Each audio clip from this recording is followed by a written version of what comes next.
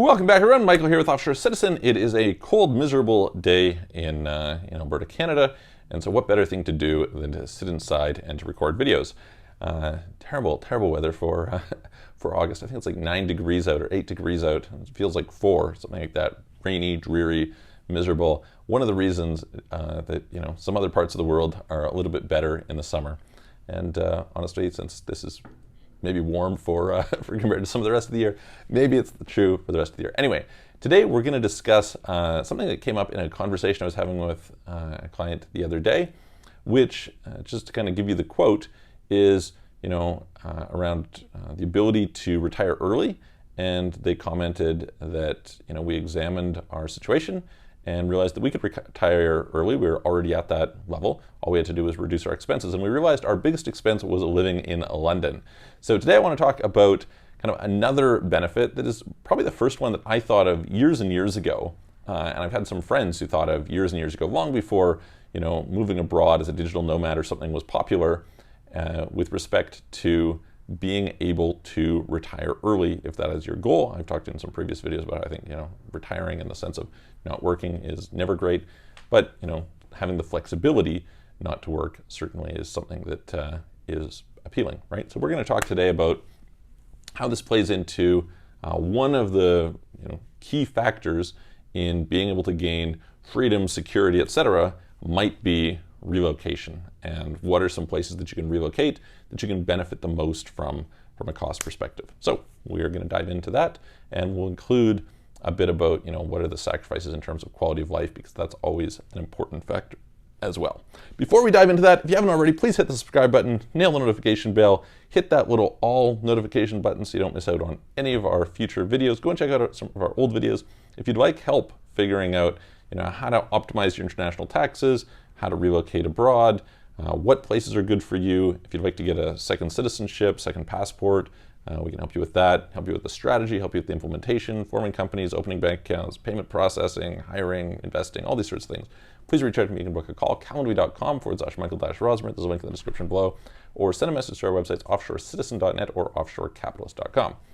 All right, so in this example that I gave in the preview, I was talking about London, and of course, London is one of the most expensive cities in the world.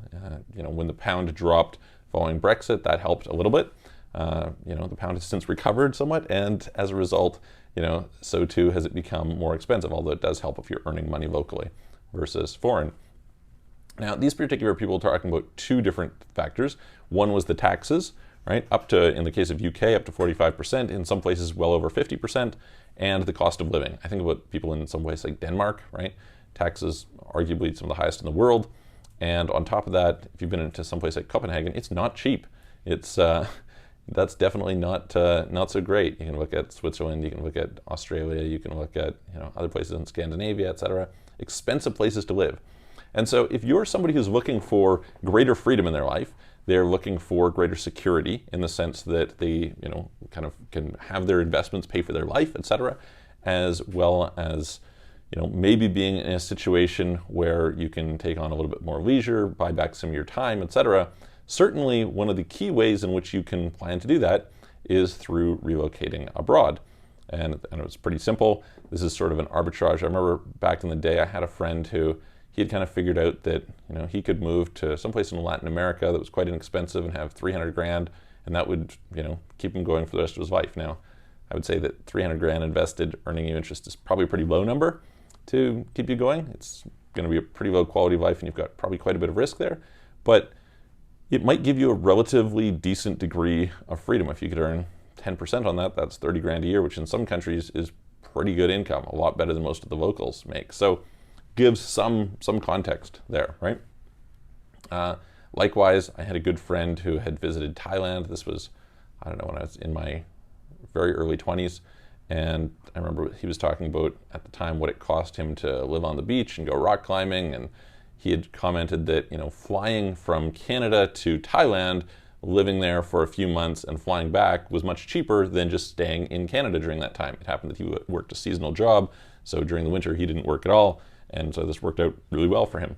Well, you can basically work that entire equation all year round and gain quite a bit of an advantage, right? So just looking at the math, if my investment income, what we'll call it investment income, is providing me with X, then there's two ways that I can reach sort of a retirement level.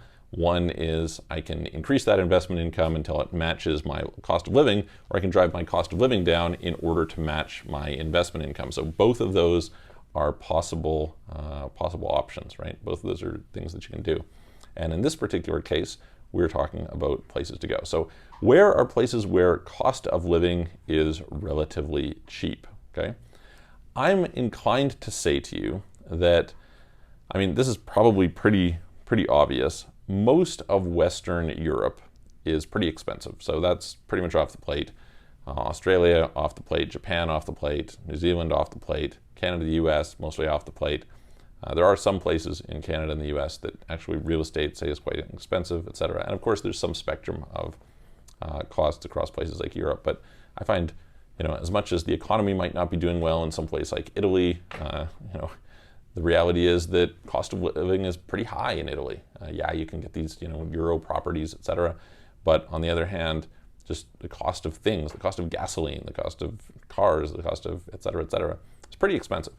By contrast, you can go to the places that are probably cheapest per unit of quality of life would be places like Eastern Europe. I would throw in some place like Turkey.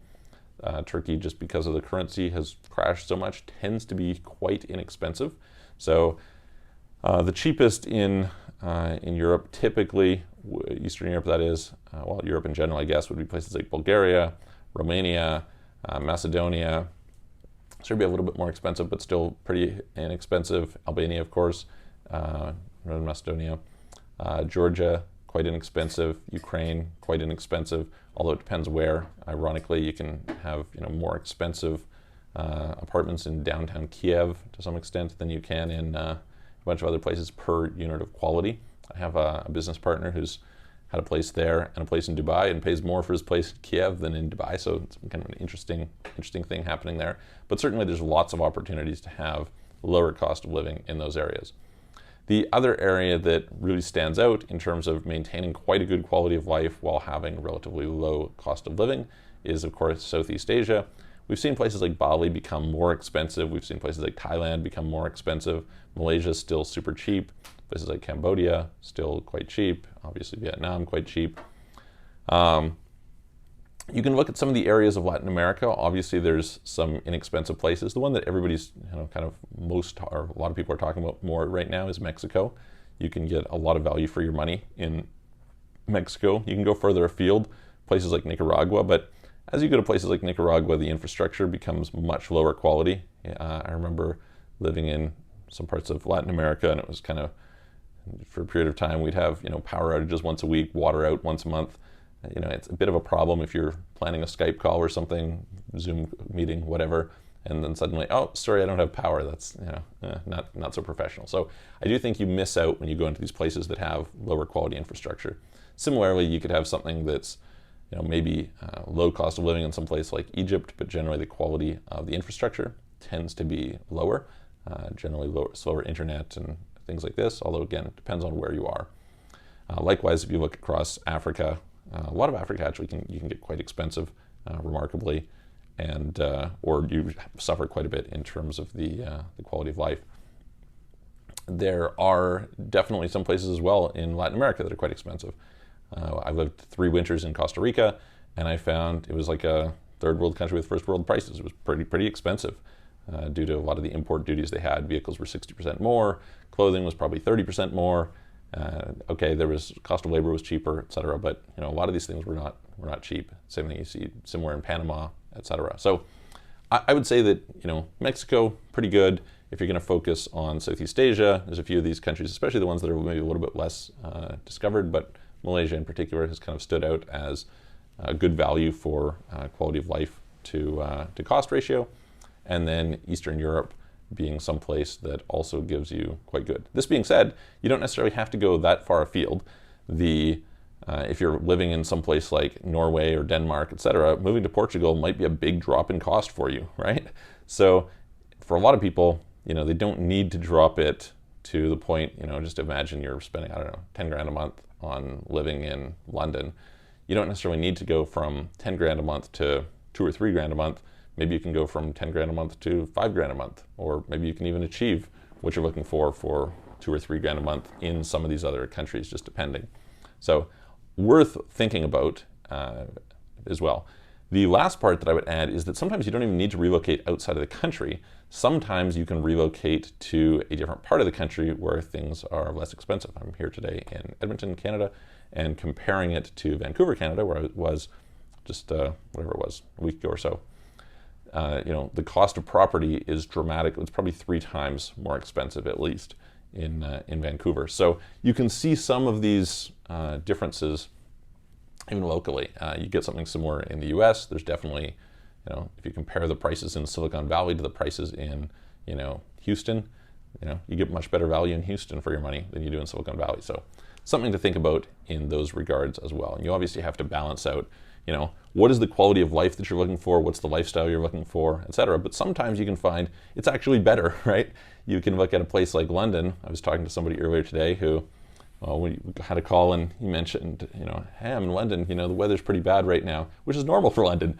And, so maybe you don't like that. Maybe you actually will have a higher quality of life due to things like weather that matter to you, or maybe due to safety, depending on where you are, et cetera, than where it is that you're currently living, and you can do it at a lower cost. And maybe you can save on taxes, which can add to it further. So I think if you're planning on kind of retiring early, et cetera, this is a really important part of the equation to be thinking about is where are you going to live and what sort of opportunities, how can you accelerate your plans simply by relocating to a lower cost part of the world. So I hope that helps. I hope it kind of percolates some ideas. If there's some places that I've missed, let me know in the comments. Tell me what are some places that really stand out to you as being especially interesting from a cost standpoint, especially with cost to quality of life relationship. And if you'd like help, again, reach out to me, book a call, calendly.com/Michael-Rosmer, link in the description below. And hit the subscribe button, share it with your friends. Follow me on Twitter at michaelrosmer.com, or just at michaelrosmer, sorry. And I'm going to look forward to seeing you guys on the next video.